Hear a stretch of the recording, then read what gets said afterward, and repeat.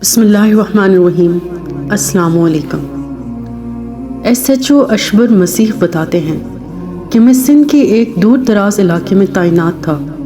میرے پاس ایک کیس آیا جس میں ایک خاتون نے اپنی اولاد کو قتل کر دیا تھا۔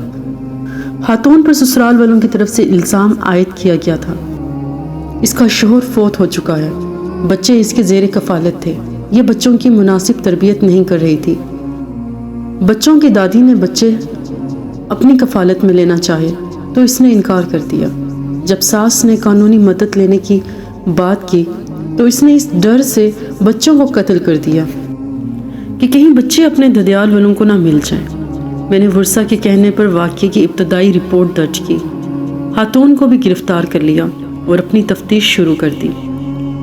دوران تفتیش مجھ پر خاتون کے سسرال والوں کی طرف سے دباؤ بڑھنے لگا، یہاں تک کہ میرے اعلیٰ افسران نے بھی مجھے احکامات دینا شروع کر دیا کہ خاتون کو مجرم قرار دے کر عدالت پیش کر دوں۔ مگر میرے دل میں یہ شک باقی تھا کہ ایک ماں کبھی بھی اتنا ظلم نہیں کر سکتی، اور اگر اس نے ایسا کیا بھی ہے تو اس کی لازمی کوئی نہ کوئی وجہ ہوگی۔ میں نے اپنی ملازمت کے دوران یہ بات آزما لی تھی کہ خاتون کسی غیر کی محبت میں آ کر اپنے شوہر، بھائی یا باپ کا قتل تو کر سکتی ہے، لیکن اپنی اولاد کا قتل نہیں کر سکتی۔ اولاد کا قتل یا تو وہ انتہائی مجبوری کی صورت میں کرتی ہے یا پھر اس صورت میں جب وہ حواس میں نہیں ہوتی۔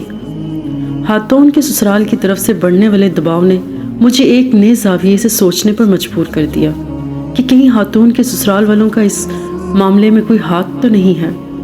میں اپنی لاکھ کوششوں کے بعد بھی اس معاملے میں کوئی نتیجہ نہ نکال سکا۔ خاتون نے پہلی بار ہی اپنا اقبال جرم کر لیا، لیکن میرے لاکھ پوچھنے پر بھی مجھے یہ وجہ نہ بتائی کہ اس نے اپنی اولاد کو کیوں قتل کیا ہے۔ خاتون کے اقبال جرم کا میں نے اپنے اعلیٰ افسران کو بتا دیا۔ اب مجھ پر دباؤ مزید بڑھ گیا کہ جب اس نے اقبال جرم کر لیا ہے تو اب سوچنا کیا اور دیکھ کس بات کی، اب اس کو عدالت میں پیش کرو۔ میں نے پھر بھی کچھ مزید تحقیقات کرنے کا فیصلہ کر لیا۔ میرے عملے نے خاتون کو مختلف انداز میں سزائیں وغیرہ دے کر دیکھ لی، لیکن اس نے کسی قسم کی کوئی زبان نہ کھولی۔ خاتون کی تذلیل کرنے کی وجہ یہ بھی تھی کہ میرے عملے کے چند گھٹیا سوچ کے مالک لوگ اپنی ترقی چاہتے تھے اور اپنے افسران کو خوش کرنے کے لیے وہ یہ کام کر رہے تھے۔ جب خاتون نے اقبال جرم کر لیا تو میں نے ان کو سختی سے خاتون کے ساتھ بدتمیزی کرنے سے، اس کی تذلیل کرنے سے روک دیا اور پھر اپنے طور پر خاتون سے پوچھ تاچھ شروع کر دی۔ میں نے نرم سے نرم رویہ اپنا کر دیکھا، لیکن خاتون نے مجھے کوئی مناسب جواب نہ دیا، یہاں تک کہ میں نے اس کو منہ بولی بہن بنا لیا اور اس کو اس رشتے کی قسم دے کر پوچھا کہ میرے تو سگے بھائی بھی میرے نہیں بنے، منہ بولے بھائی کیا میرے بنیں گے؟ لیکن خیر، میں نے بچوں کو اس لیے قتل کیا ہے کہ میں ایک بیوہ خاتون ہوں۔ میرے سسرال والے مجھے کچھ دیتے لیتے نہیں تھے، میرے شوہر کی زمین ان کے پاس ہے، مجھے لوگوں کے گھروں میں محنت مزدوری کرنے نہیں دیتے اور بھیک مانگنے پر میرا دل مطمئن نہیں ہوتا تھا۔ پچھلے کچھ عرصے سے میرا دیور مجھ سے ناجائز تعلقات قائم کرنا چاہتا تھا اور میں انکار کر رہی تھی۔ جب میں کسی صورت بھی اس کی ہوس کا نشانہ بننے پر رضامند نہ ہوئی تو اس نے مجھے گھر سے نکال کر باہر کیا۔